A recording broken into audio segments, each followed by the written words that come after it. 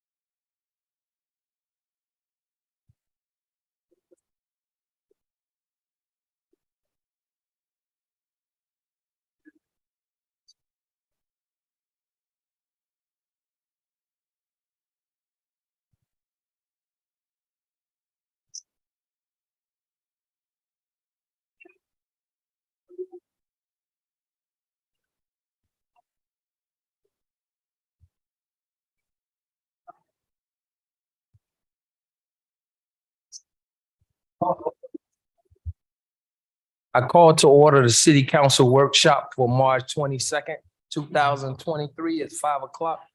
Mr. Clerk, please call the roll. Councilwoman Campbell, Councilman Leon. Councilwoman Godaro.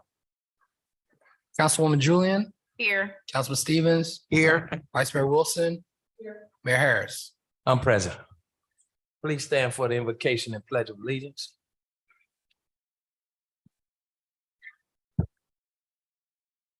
God our Father, thank you for your grace, your mercy towards us, your endless blessings on this great city that we call Miami Gardens. Father, it's in this moment that we ask that you give us your knowledge, your wisdom, and your understanding as we prepare and discuss business that affect your people. Father, we ask that you continue to bless this city and everyone that has a part of it.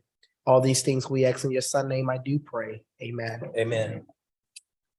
I pledge allegiance to the United States.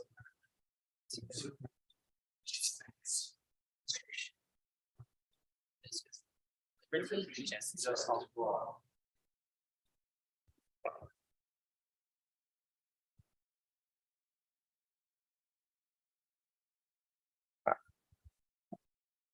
All right, Mr. Clerk, we're on presentations.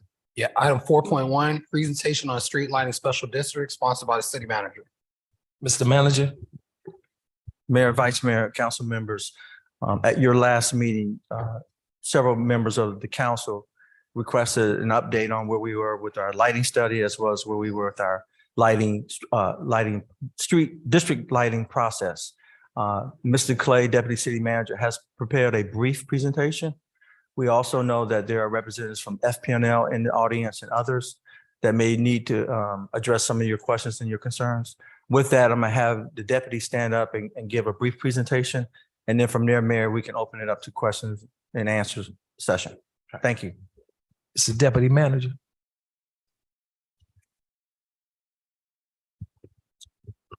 Good afternoon, Mayor Harris, Vice Mayor Wilson, members of council, Craig Clay, Deputy City Manager. Today, what we'll do is, I'll give you a little Craig, could you, background. I'm sorry, could you, Can you hear me? is the microphone on? Yeah, it's on. All right. Let me get straight here, Mayor. Let me take this off. Better? That's better. Okay. All right. I'm gonna lean Mr. over a little I'm bit. sorry. Mr. Clerk, show Councilwoman Campbell is present as well.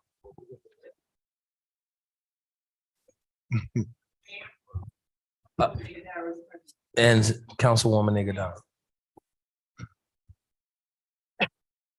So what we'll have here, Mayor, Vice Mayor, Point of council order. members is, As it relates to attendance. They called it Yeah, I know, but I have a question. by attendance. Yeah, Go ahead. okay. Is it, when is present for council members? In other words, if you come in and you are present at the time of roll call, but you're not present at the time of voting, is that considered present? Madam Attorney. Is that considered present at the meeting you're asking? Yes, because in other words, there are times when we have members that are not present at the time of voting, but are present at the time of the roll call. So when the vote is taken on an item, it is shown that somebody has voted, but it doesn't show whether they were present or not as to whether or not they voted. How No, does no, that no. work? If the person is not here when the vote is taken, that's shown as you're not there. You're not. you You're haven't not voted. there at the time of the voting on Right. the item. That shows you did not vote on anything. Okay, but it doesn't show whether or not you're present. Like, in other words, like, I think, because I think it's a distinction, it should be a distinction between if later somebody were to read the minutes, right? And if the minutes show that that person is present, and then at the time there is a vote taken, and then that person is not present, what exactly, how is that enumerated? Because I haven't been able to find something that says that. Wait, the way the clerk handles it, if a member says they're present and then they leave, he documents that in the minutes. He documents what? Time they left. Okay, the time that they were left, but does it reflect in the minutes that they were not present at the time the item was voted? Yes, it does. It does? It does. Okay, can you show me the copy? You'll send me a copy, Mr. Clerk? Sure, Vice. All right, thank you. Yeah. Mhm. Not at the workshop. No, sir. Okay, Not a difference. go ahead, Mr. I'm Clay. sorry. Just a minute. Sorry. Didn't mean. You ready? Okay. So this evening, I'll talk briefly about what the special taxing districts are, because we talked about the special lighting districts, the special taxing districts. I want to quickly define what those are for you, how dollars are collected and how they're allocated, and also give you a history of what we have done since we took over the districts, where we are now and where we're going to go. And there's a subsequent item on the agenda later this evening related to doing some upgrades, things of that nature. Okay. So what are special taxing districts? Special taxing districts are organized for the purpose of aiding in the development of a specific area or a specific purpose. In this case, street lighting. And so these districts support the provision of street lights in our residential and commercial neighborhoods, which of course allow for illumination during evening hours. Okay. How are they funded? Special taxing districts are funded as a part of your annual tax bill. So at the bottom of your tax bill, you will see a line that says non-ad valorem assessments. So there, one of those non-ad valorem assessments is whatever respective lighting district that you are a part of. The amount that is billed is sufficient to cover any electricity costs and any other operating costs for each of the respective districts. And so consistent with our quest to handle all of the things that we need in order to manage and run our city, there was a desire for the city to take over the management and administration of these street lighting districts. Okay. Prior to our takeover, there was little emphasis placed on doing any upgrades in the community. We all knew that there was darkness or there was not enough light in certain residential areas. We kind of knew why, but we needed to prove that. And I'll talk a little bit later about how we went about doing that. So what we did is we began the process to transition these districts per the county code. So section 18-3.1 of the county code outlines exactly how a municipality will govern a special taxing district. So in order for those taxing districts to be transitioned to the city, joint resolutions by the Board of County Commissioners and the City Council were passed in order to designate the governing body of the special taxing districts as the city. We did that. Subsequent to that, that section also lays out that there needs to be an election to allow the voters in each of those districts to approve the transfer of control. We did that. Special election happened, and subsequent to that, 25 districts were transitioned to the city. We then began the process to figure out what we needed to do in order to illuminate the city, okay? We had a series of meetings with FPNL, and in those meetings, we needed to determine what their requirements were in order to do the upgrades that we knew were necessary. FPL during this time, though, was already in the process of upgrading from what are called high pressure sodium lights to now LED lights. During the upgrades, though, gaps were still identified. That led to us doing a comprehensive lighting study, a photometric study. And so during that, what we did was we took and went through the entire city. And in that, we broke the city into different segments, about 650 plus segments.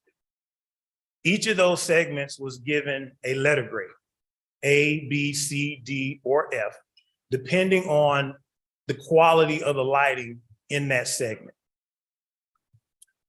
That was lighting study number one.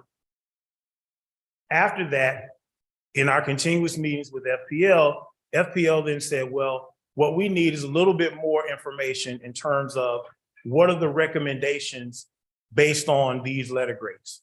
That was what you have in lighting study number two. We made recommendations as to, in this particular place, well, you could do a new fixture. In this place, you needed poles. Overall, what the lighting study showed was that the biggest issue for the lack of light was that our poles were too far apart in our neighborhood. Our poles on average are about 200 feet apart Best practice says that they should be about 100 to 150 feet apart. And then the final one was, again, after continuous discussion with Florida Power and Light, was exactly what poles, what fixtures, exactly where they needed to be. And that is what you have in lighting study number 3, are the actual plans and design of where the additional upgrades will be done. And so initially, there are 255 poles and fixtures that need to be done in order for us to get up to an acceptable photometric, word am I looking for? Measure, okay? So presently, all the studies have been provided to FPL. They have completed their design related to how electricity will be provided to the locations, and they are prepared to upgrade based on the layout in lighting study number 3.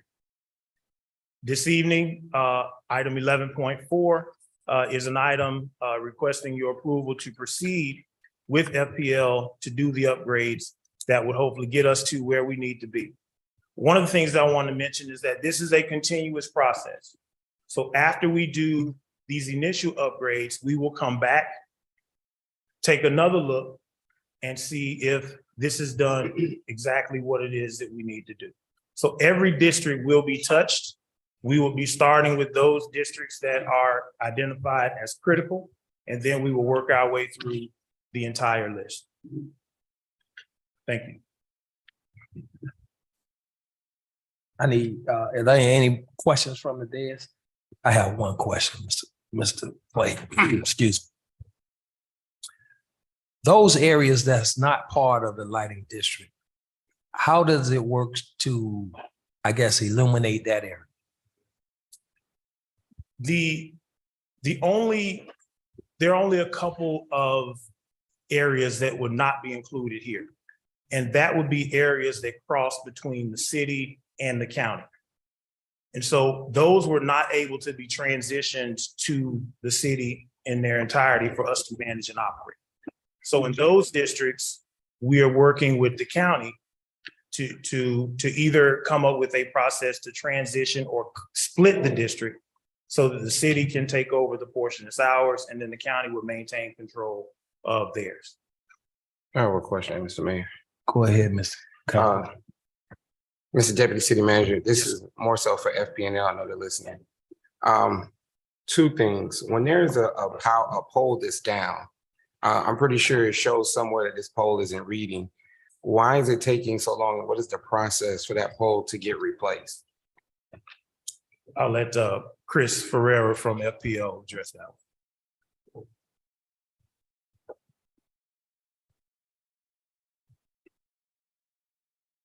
Good afternoon. My name is Chris Ferrer. I'm the External Affairs Area Manager from FPL for the City of Miami Gardens.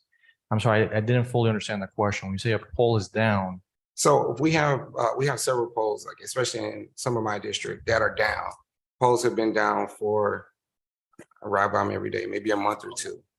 Is there something in your system that shows you when these poles are no longer generating energy? Do you have a way of realizing that this pole is down? So when you say without us calling in to report it? So when you say the pole's down, you mean that the light is out? No, the pole is on the ground. That the pole is physically on the ground? Yeah. No, we don't have a way of knowing that the pole's on the ground without someone reporting it. Okay, so even though it's not generating energy, and you would know that this particular pole somewhere in the system would show that there's nothing going on there now. There's no way that you can. It would depend on what kind of pole we're talking about, right? So if it's a streetlight pole per se, we would not know that pole's down unless someone reports it. If it's a pole where what we consider the distribution system, which is actually providing power to customers in the area, we would know because there will be an outage that will be associated with that pole being down.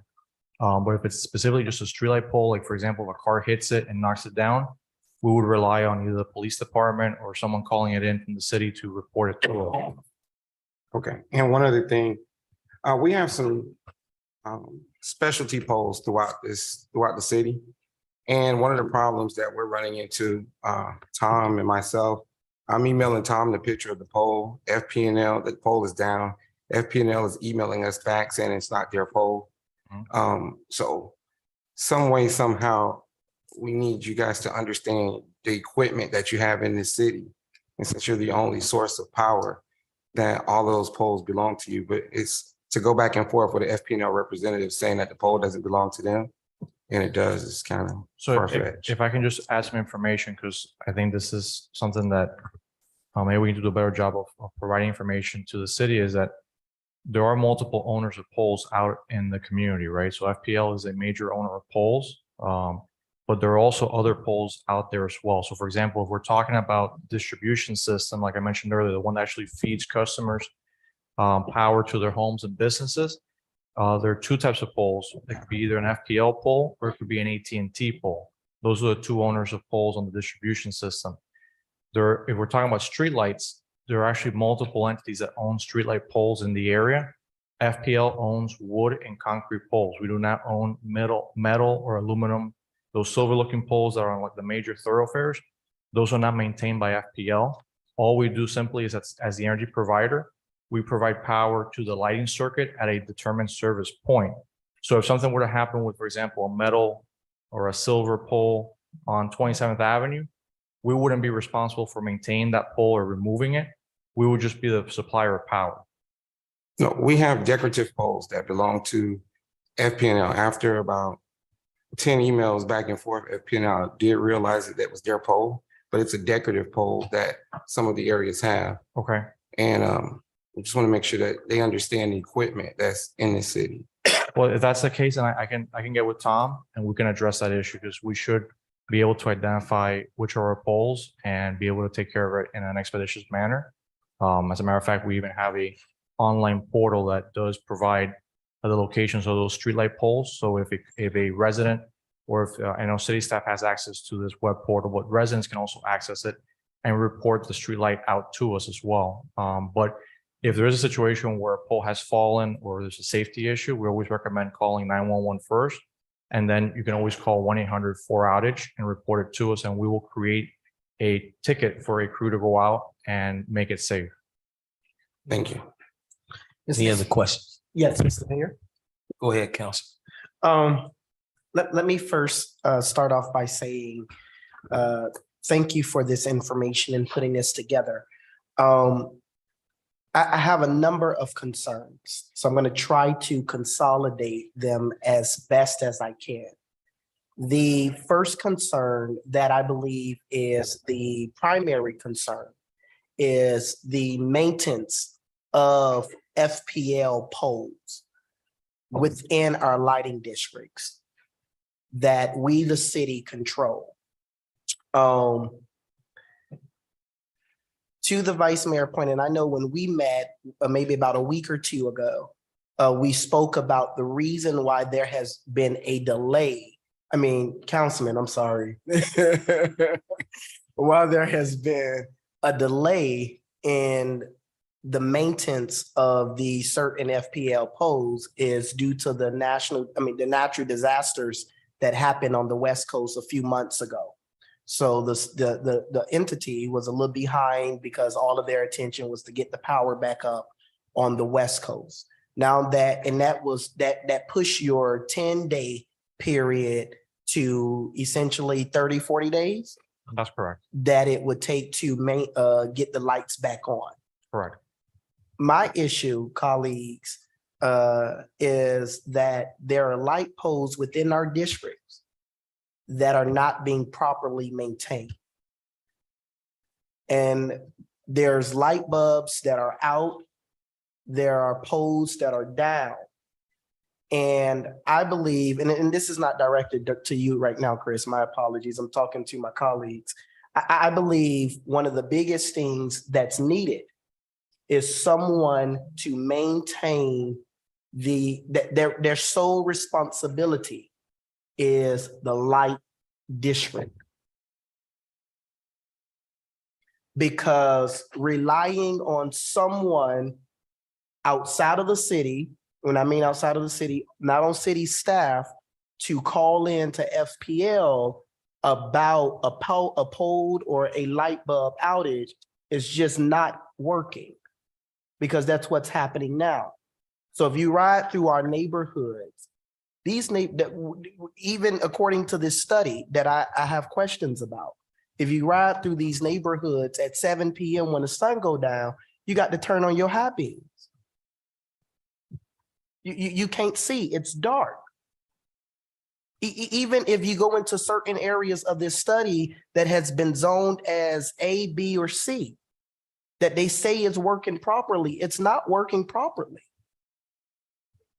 So my concern is that we don't have someone that is properly or effectively managing the lighting districts. And that's what we need to consider as a council on how we go about with making sure that we have someone that's their sole responsibility is to ensure that the lights of this city is properly working and their own and the communities are lit up. That's my concern. I can't say it's an FPL situation or a county or state or AT&T pole. That's not my problem right now. My problem is making sure that we have someone on staff to manage the lighting districts. I have a question. You finished, Councilman? Oh, for now. If I can just add something before we move on, I'm sorry. Go ahead, Chris. Just to respond to your concern, right? And something that I can offer to the city is that if there's a particular area, a particular district that you're saying that there's a large number of lights that are out that we're unaware of, we can have our crew do a night patrol that area and identify those lights that are out and go out there and do repairs on them and get them back up and working. But as far as I know, I haven't been providing any information about any large scale outages of lights in the city. On the contrary, I think we've been restoring them and putting them back in service. And like I mentioned during our meeting, we did catch up on the tickets that we were backlogged on, not just in Miami Gardens. This was something that was statewide where we had to reallocate our resources to respond to the West Coast, which put us, tickets kept coming in, but we were not catching up with the intake of tickets. We were able to catch up as of a few weeks ago. And so lights should be back on. But if there's a specific area, again, I can commit to working with staff to get that addressed. So, Mr. Mayor, so I appreciate that.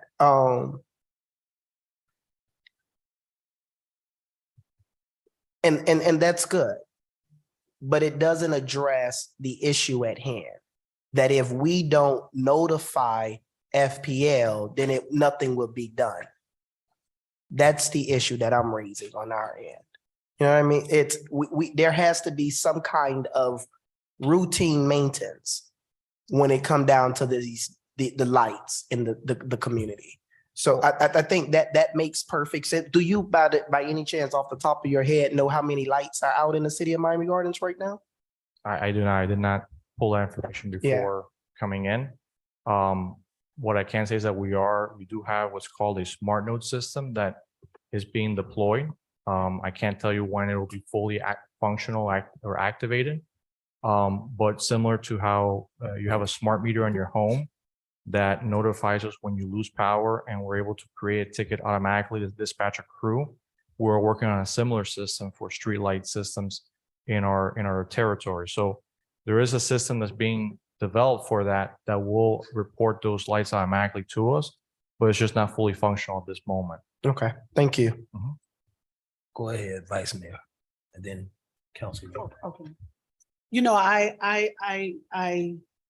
Here's what I'm seeing my problem is, right? I see that the lights are lit, but the lights are not bright.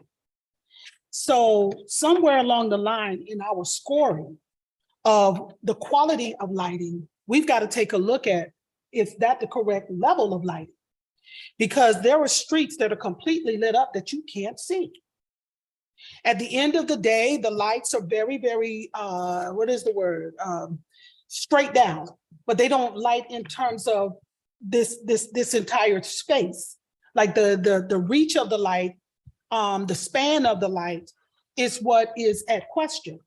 All right, that's one. The other part of it is that we got a lot of trees. that are also covering the space of the light. And so a blue light, you know, and I call them blue lights, they may be the laser lights, I'm not really sure what they are. The span of their reach of brightness is not the same as these other taller lights that have more of a yellow / orange casting. So I think this, and I don't know if this is a FP&L question, this may be a deputy manager question. Do we or are we going to test this? Because if this is a photometer luminance output sample, the brightness of a light is oftentimes a subjective appearance. Is that true? So what might be bright for some folks is not bright enough for others.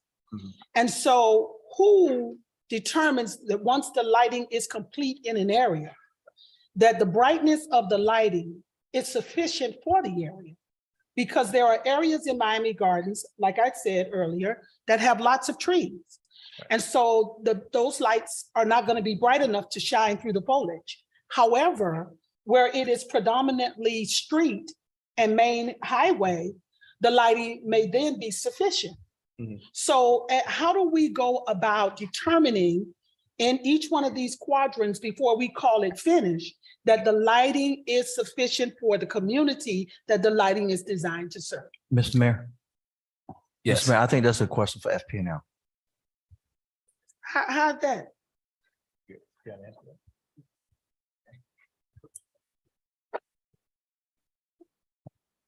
So from FPL's perspective, we don't do lighting audits or lighting analysis. We simply build the system out per the request of the customer, which in this case is the city, Well, right? I was thinking, I said, if we do a study, who conducts the study?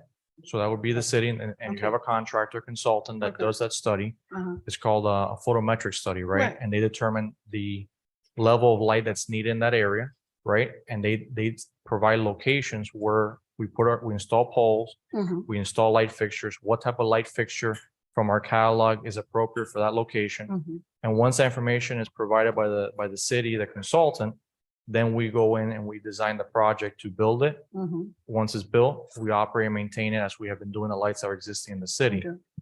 To address your question about the high pressure sodium or the yellow lights versus the LED or the blue lights, and I think, I don't want to speak for Juan, but I think he's gonna basically say the same thing I'm gonna say, is that what I would tell you is that the photometric study would tell you that the lighting quality under the yellow lights or the high pressure sodium is the same as it is with the LED or the blue light. The only difference is there's less light pollution associated with the high pressure sodium or yellow light, because as you noted, when you walk away from the fixture, you're seeing the light from further away, but it doesn't necessarily mean that if you look down at a piece of paper or a notepad or a book, that you're gonna be able to see any better than with the LED that's there, that you won't see the light bulb or the light fixture from. Mhm. Mhm. So that's how I would respond to that question, but I think Juan and the consulting firm will be probably better suited to respond to Okay. your question.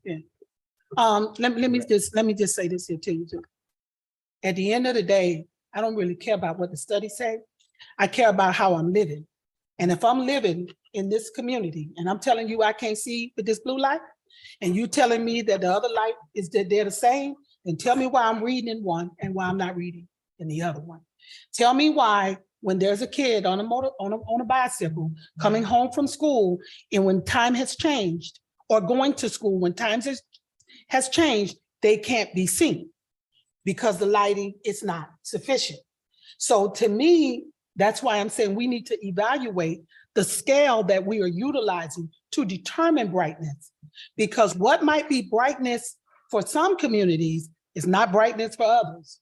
Because we don't have the same lighting mechanisms on the same streets that are aiding with additional lighting from homes that may have porch lights and lights on the gate and lights in the yard and all of those kind of situations that aid in the pedestrians and cars being able to move through them.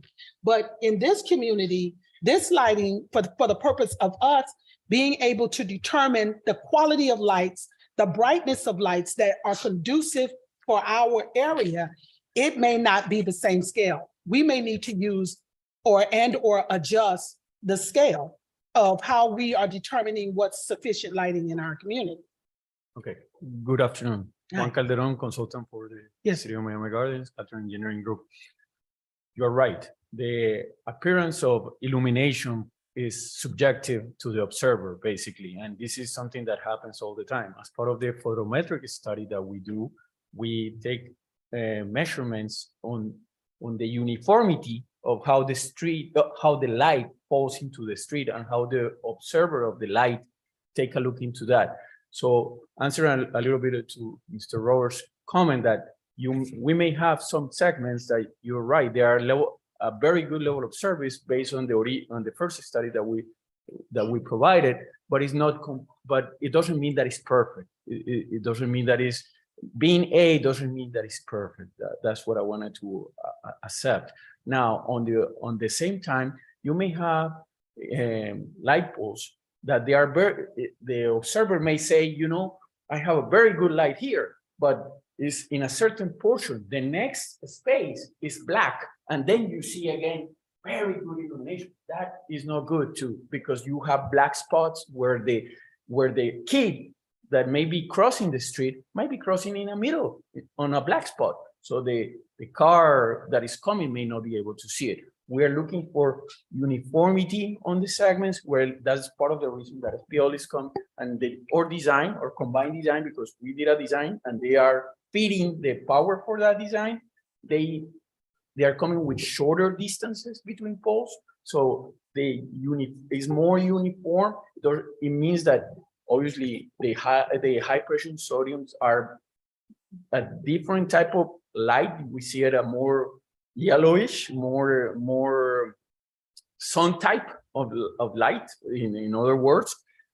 However, it has been proven by electrical engineers, by institutes of the electrical engineer, that the new LED lights will provide a more clear sight of what we are reading or what we're using or well.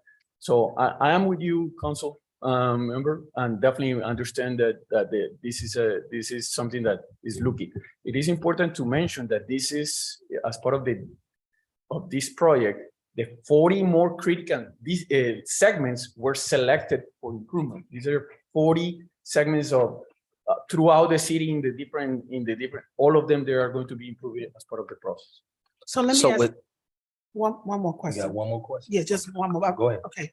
So post-study, like, so we go in. After that, Mhm. after implementation, easily we can go back and read again that there is uniformity, and if they need to make adjustments, they will be able to make adjustments. And how long does that normally take? It depends on when they finish the implementation. That's what I'm saying. How long it take to implement? So depending when the agreements are approved and signed and the initial payment is sent for construction and permitting and material sourcing, we're looking at about, I think, what was it, 28 to 32 weeks, somewhere in that range to complete it. Now, I know that staff has provided a list of priority districts for which they want us to prioritize the improvements. And so that's not to say that the priority list won't be all done by the end of that time frame. It's just saying to get to the end of that priority list, it will be about 30 some weeks. So almost a year. So almost, Less than a year, okay, it's 52 weeks right? and 32. About seven, I think 7 to 9 months to do all, what is Okay. it, 300? And then, light so now we fixtures? get through the study, we get through the light installation, and say we still find that the area is not lit. Then it's not done. Because we have areas that have been done, and we still have the factors that. Well, I just want to be clear on one thing. Yeah. So the lighting locations that are out there today were not selected by FPL. They were selected back, I imagine, whenever the county had control of the special taxing Mhm. district before the city was incorporated. As a matter of fact, I have a similar issue in my neighborhood where the lights are too far apart. Mhm. So the locations were never selected by FPL. We just simply install a light where we're told to, right? In this case, for this project, this improvement project, a similar thing is happening where the consultant has identified locations where additional lights are needed. We will install them per the consultant's recommendations. If something needs to be changed afterwards, then we'll have to go back to the consultant and I guess get more recommendations as to where to adjust the lighting to. But we're following the recommendations that the city is providing based on what the consultant is providing your staff. One thing that is important is that our design is meeting Miami-Dade County standards. It's not a subjective idea that, oh, we think that this light pole needs to be here or this light pole needs to be here. It's meeting Miami-Dade County standards. When we say Miami-Dade County has a minimum photometric that needs to comply for a residential area. That's what we have in this case. And there are some commercial areas also. So obviously we definitely improve. We are meeting on the overall uniformity, the Miami-Dade County standard. So if we go back, is because by any chance something on our design was a flaw. Councilwoman Julie. Thank you, Mr. Mayor.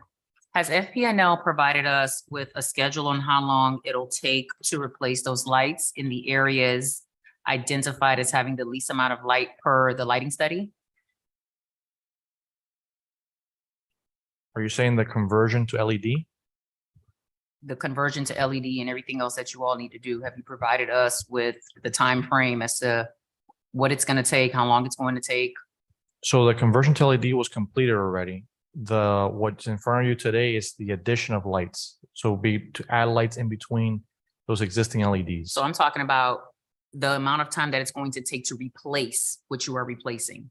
What's the time frame for that? Because we understand that you just explained to us that it's going to take about 7 months to complete this phase 1 of what you're doing. So from that point on, how long is it going to take for you to replace what it is that you're seeking to replace?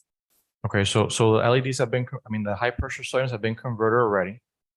The 7 to 9 months that I quoted would be to do all 25 districts to add the additional lighting that's being recommended by the city and by the consultant. And so it's not to say that the first districts on that priority list will be done in 7 to 9 months. It's to say to get to all 25 of them and be 100% complete would take about 7 to 9 months. So less than a year. That's what we're looking at. Okay. And then my second question is, has there been a plan identified to correct those poles that have the improper spacing?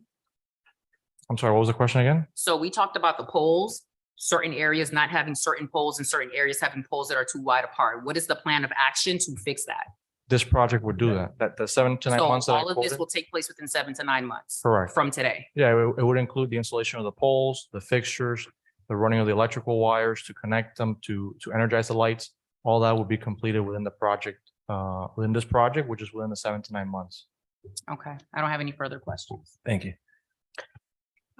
No. So there'll be approximately 250 more poles that'll be placed within this district, correct? Or within the districts throughout the city? Okay. And Mr. so Mayor? how will we determine whether the lighting is adequate? I guess, And that's my greatest fear, is that we install them and we say inadequate. So now we are back again, right? And we're adding additional.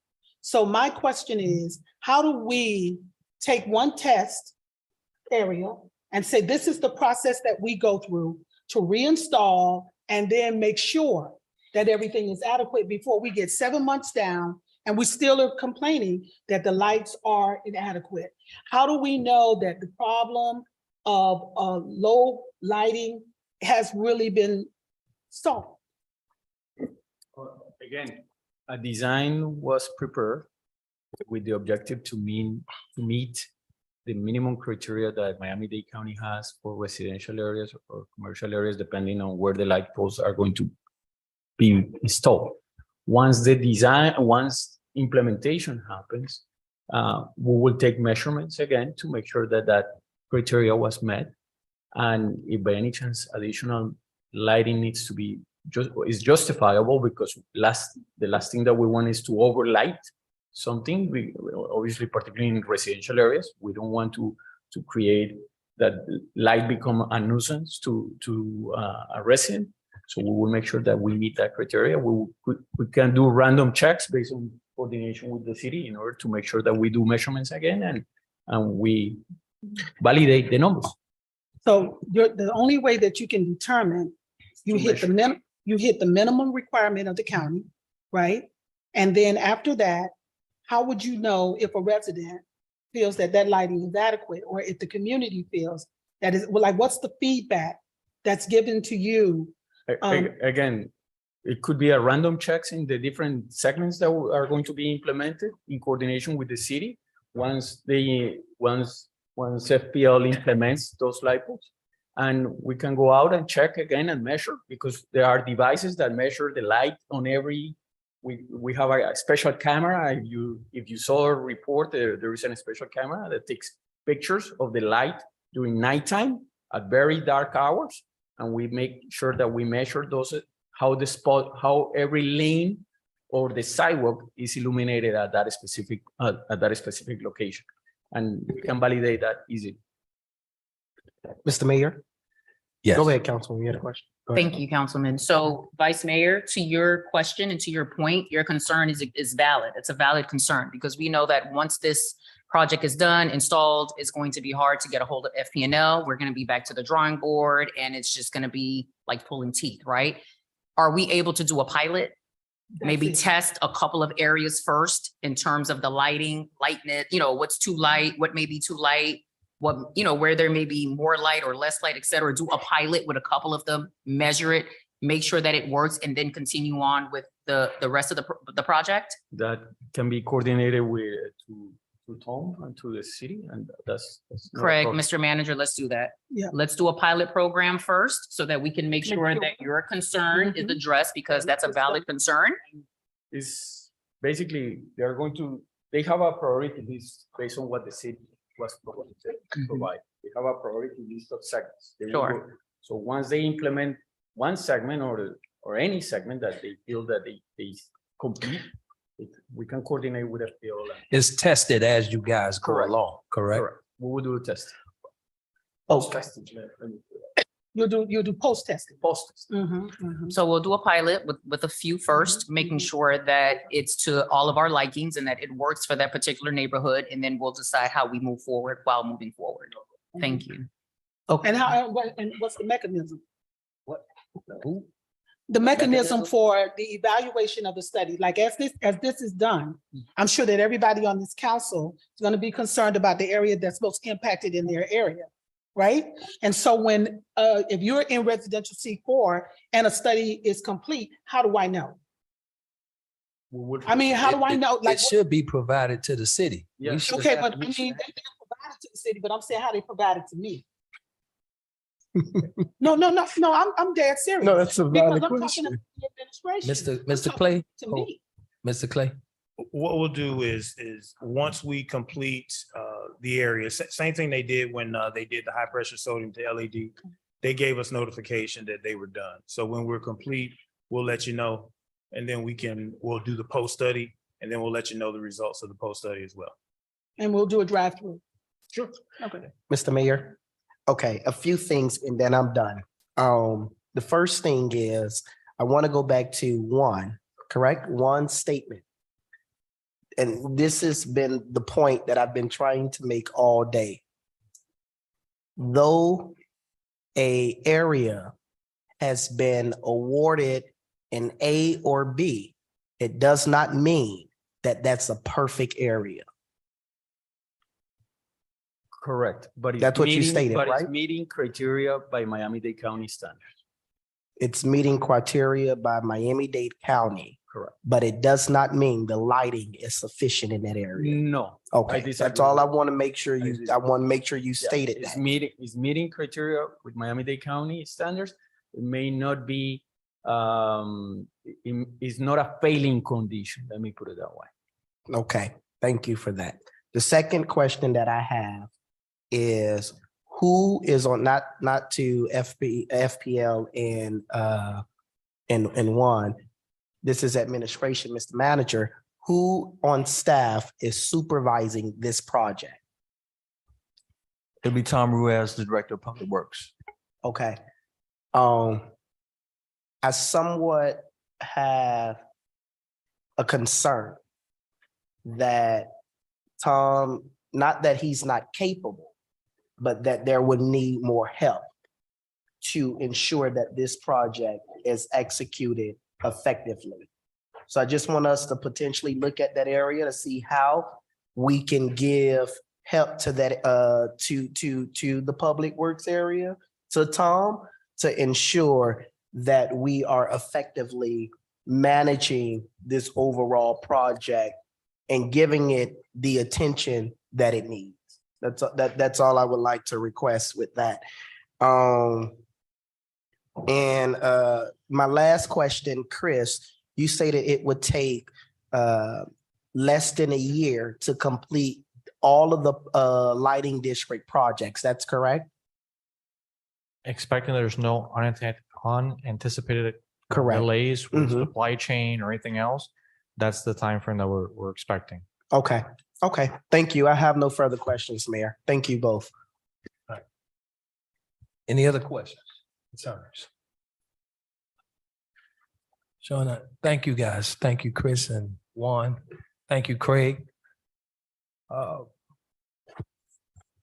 need a motion. Well, we don't need a motion. During this meeting. Meeting adjourned. All right, Mr. Mayor, Council, we just need about 5 minutes to redo the live stream and the simulcast with Comcast. So if you give us 5 minutes from All now. right, show the workshop adjourned and council members don't go too far because we got about 5 minutes before we go on right into council meeting.